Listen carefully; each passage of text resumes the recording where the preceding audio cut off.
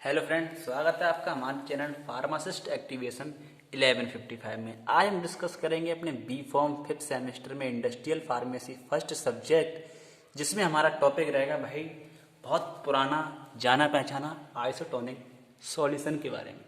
क्योंकि इस टॉपिक के बारे में हम फर्स्ट सेमेस्टर में फार्मास्यूटिक्स में पढ़ा होगा और इस टॉपिक के बारे में हमने बी फॉर्म सेकेंड ईयर में थर्ड सेमेस्टर में फिजिकल फार्मास्यूटिक्स में पढ़ा होगा।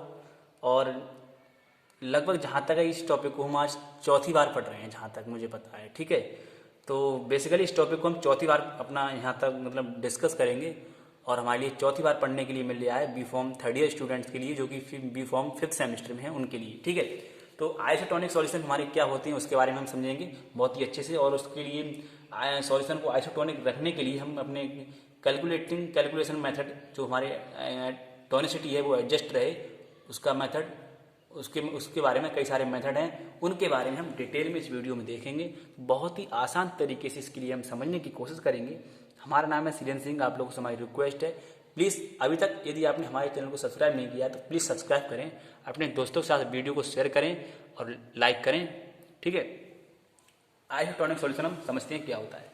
ऐसे सॉल्यूशन जिनका सेम ऑस्मोटिक प्रेशर होता है, यानी कि ऐसे सॉल्यूशन जिनका ऑस्मोटिक जो प्रेशर होता है वो सेम होता है, एक जैसा, उनके लिए, यानी कि जो हमारी बॉडी की तरह, ठीक है, जैसे उनके लिए हम और आइसो ऑस्मोटिक और आइसोटोनिक सॉल्यूशन बोलते हैं। ठीक, सेमी परमिएबल मेम्ब्रेन जो हमारी होती है वो हाइपोटोनिक से और आइसोटोनिक और हाइपरटोनिक और आइसोटोनिक एंड हाइपोटोनिक से बनी हुई होती है, जिसमें हमारा सॉल्यूशंस सेमी परमिएबल मेम्ब्रेन जो हमारी होती है वो उसके बारे में। ठीक है, तो ये हमारा सॉल्यूशंस 1 होगा और ये हमारा सॉल्यूशन 2 होगा एक तरफ।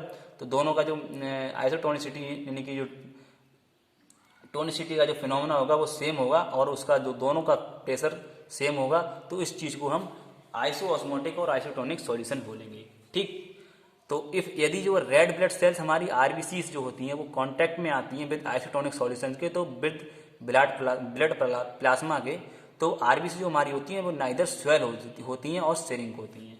ठीक है, जिसमें क्या होता है फिर जो हमारी पेरेंटल प्रिपरेशन और क्या होता है। ठीक है, एक तो ये होता है फिनोमेना, और आइसोटोनिक सॉल्यूशन का एक फिनोमेना और होता है, जैसे कि जो हमारी पेरेंटल प्रिपरेशंस होती हैं, जैसे कि मान के चलो एंड ऑप्थेल्मिक सॉल्यूशंस होते हैं, उनके लिए हमारे लिए जरूरत होती है एडजस्टमेंट के लिए टू आइसो ऑस्मेटोसिटी के लिए और आइसोटोनिसिटी के लिए, जो कि हमारे मतलब जो पेरेंटल प्रिपरेशंस होती हैं और जो हमारे ईयर ड्रॉप्स वगैरह होते हैं, ऑप्थेल्मिक प्रिपरेशन वगैरह हैं, उनमें हमारे लिए जो है टोनिसिटी का मेंटेन करना, टोनिसिटी को एडजस्ट करना बहुत ही जरूरी होता है। बिकॉज क्यों होता है उसके बारे में हम आगे इस यूनिट में बहुत ही अच्छे से समझेंगे और पढ़ेंगे। और क्या होता है, एक और पॉइंट है इसमें, जो सॉल्यूशंस हमारे होते हैं which are not having same osmotic pressure, यानी कि कुछ सॉल्यूशन हमारे ऐसे होते हैं जिनका जो है सेम ऑस्मोटिक प्रेशर नहीं होता है, आर कॉल्ड पैराटोनिक, जैसे कि have lower pressure hypotonic osmotic pressure have lower pressure hypotonic osmotic pressure and जो है the greater pressure called hypertonic. Sir ठीक है, यानी कि यदि जो हमारे सॉल्यूशंस का प्रेशर ग्रेटर होगा तो कॉल्ड हाइपरटोनिक होगा, यानी कि वो हाइपरटोनिक कहलाएगा। और हमारे बिकॉज किसी भी सॉल्यूशंस का प्रेशर हाई मतलब लोअर होगा तो वो हमारा हाइपोटोनिक कहलाएगा। The main contributions of osmotic pressures is due to 0.88% of inorganic salts, जो कि मेनली सोडियम क्लोराइड्स में प्रेजेंट होते हैं ब्लड प्लाज्मा में। नेक्स्ट पॉइंट है हमारा इसमें, so a solutions containing 0.9% NaCl is practically isotonic with blood plasma। ये सॉल्यूशंस जो हमारे एक सॉल्यूशंस होते हैं वो containing more than 0.9% NaCl called जो वो कहलाते हैं हमारे हाइपरटोनिक सॉल्यूशंस, और लेस देन जो 0.9% NaCl से लेस यानी कि कम होते हैं वो हमारे वो सॉल्यूशंस हाइपोटोनिक सॉल्यूशंस कहलाते हैं। ठीक है, और क्या होता है जिसके कारण हमारी स्वेलिंग होती है ऑफ आरबीसी में। ठीक है, इतना फिनोमेना हुआ इसका। अब हम बात करते हैं calculations for adjustment to isotonicity.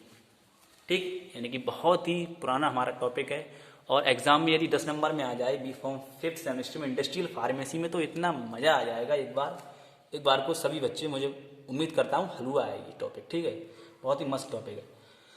तो जो हमारे एडजस्टमेंट टू आइसोटोनिसिटी होती हैं, यानी कि आइसोटोनिसिटी, उसके लिए एडजस्ट करने के लिए कई सारे हमारे मेथड हैं उसके कैलकुलेशंस के लिए। तो हमारा सबसे पहला मेथड है वो बेस है फ्रीजिंग पॉइंट मेथड पर। इसमें क्या होता है, जो percentage weight by volume of adjusting के लिए हमें सब्सटेंस की आवश्यकता होती है जो equal to 0.52 minus a upon b, जिसमें हम जहाँ पर हमारा ए है वो freezing point of adjustment solutions है, और जो हमारा बी है वो freezing point of 1% weight by volume का सॉल्यूशंस है, जो कि एडजस्टमेंट सब्सटेंस है, ठीक। नेक्स्ट हमारा इसमें मेथड है वो है base on molecular concentration. Next method यानी कि हमारा बेस है मॉलिकुलर कंसंट्रेशंस पर। तो इसमें क्या रोल होता है इस मेथड का, इसमें जो percentage weight bye volumes of adjustment होता है सब्सटेंस का, जिसमें हमारी जरूरत होती है 0.03 M and M upon N की, जहां पर हमारा जो एम है वो ग्राम मॉलिकुलर वेट है ऑफ द सब्सटेंस का, और जो हमारा एन है वो number of ions into which the substance is ionized है, ठीक। एंड हमारा इसमें थर्ड मेथड आता है, बहुत ही पुराना मतलब टॉपिक है ये, पढ़ने में भी मजा आ रहा है, अच्छा लग रहा है। तो जो हमारा थर्ड मेथड है वो है सोडियम क्लोराइड इक्विवेलेंट मेथड। इस मेथड में क्या होता है, जो हमारा सोडियम क्लोराइड इक्विवेलेंट होता है उसके लिए कैलकुलेट किया जाता है फ्रॉम एल आइसो वैल्यू से ऑफ पार्टिकल कंपाउंड, जो कि हमारे पार्टिकल कंपाउंड की एल आइसो वैल्यू होती है उसके लिए कैलकुलेट किया जाता है, जो है equal to delta T F upon C, जहां पर हमारा delta T F freezing point lowering है, यानी कि जो हमारा फ्रीजिंग पॉइंट है डेल्टा टी एफ जो हमारा फ्रीजिंग पॉइंट होता है उसका सबसे कम जो वैल्यू होती है उसके लिए लिया जाता है, और सी जो होता है वो हमारा कंसंट्रेशन ऑफ कंपाउंड, यानी कि किसी भी कंपाउंड की कंसंट्रेशन कितनी है उसके बारे में। तो इस तरह से इसके लिए जो है कैलकुलेट किया जाता है। नेक्स्ट हमारा मेथड है बाइड विंसेंट मेथड। इस मेथड में क्या होता है, वाटर ऐड करते हैं टू ड्रग में सॉल्यूशंस में to make it isotonic solution बनाने के लिए, देन जो है फिर फाइनल वॉल्यूम को हम एडजस्ट करते हैं with isotonic buffer diluting vehicle से। और हमारा लास्ट में मेथड है वो है स्प्राउल्स मेथड। इस मेथड में क्या होता है, B equal to W into E into 1.1, इस तरह से इसकी वैल्यू हम पुट करके स्प्राउल मेथड को निकाल सकते हैं।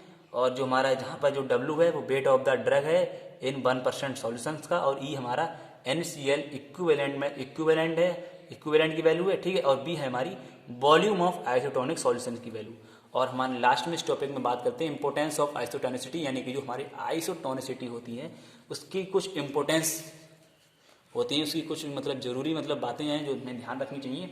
तो जो हमारे लिए आइसोटोनिक सॉल्यूशंस प्रिवेंट्स, मतलब हमारा जो आइसोटोनिक सॉल्यूशंस है उसके लिए बचाना है, तो हमारे लिए उसके लिए प्रिवेंट करने के लिए irritations at site of administrations होना चाहिए, ठीक है। एंड जो यानी कि जो हमारी आइसोटोनिक सॉल्यूशंस होती है, इसका मतलब ये हुआ जो हमारी आइसोटोनिक सॉल्यूशंस होती हैं उससे हमारा जो है इरिटेशंस होता है एट साइट ऑफ एडमिनिस्ट्रेशन में। And isotonic solutions prevent cell damage, यानी कि यदि हम आइसोटोनिक सॉल्यूशंस को मतलब नहीं करेंगे तो हमारी जो सेल हैं वो डैमेज हो सकती हैं। And isotonic solutions maximize, isotonic solutions जो हमारे हैं मैक्सिमम ड्रग एफिकेसी का रोल रखती हैं। एंड एक और रोल होता है हमारा यहाँ पर, वो है आइसोटोनिक सॉल्यूशन जो हमारे, तो उसके लिए हम प्रिवेंट करते हैं पेशेंट्स कॉम्प्लियंस के लिए। और हमारा जो नेक्स्ट पॉइंट है वो 0.9% NaCl सॉल्यूशन जो हमारा होता है वो can be given by IV in case of severe dehydration in hypernatremia, ठीक है। एंड जो हमारा लास्ट पॉइंट है वो है आइसोटोनिक सॉल्यूशन जो हमारे वो यूज की जाती हैं medium for intravenously administration of drug like जैसे कि propofol which is not absorb will buy intestine, ठीक है। तो बेसिकली आप लोगों को इस वीडियो में इस टॉपिक के बारे में यही बताना था। तो बहुत ही अच्छे से हमने इस टॉपिक को डिस्कस किया था। उम्मीद करता हूँ आपके लिए ये वीडियो बहुत अच्छे से समझ में आई होगी। तो मिलते हैं जल्दी नेक्स्ट वीडियो में नेक्स्ट टॉपिक के साथ। तब तक के लिए good bye, thank you. According to syllabus हमारी यूनिट 4 चल रही है और नेक्स्ट वीडियो में हम according to syllabus next topic के साथ आपके लिए मिलेंगे। तब तक के लिए गुड बाय, थैंक यू।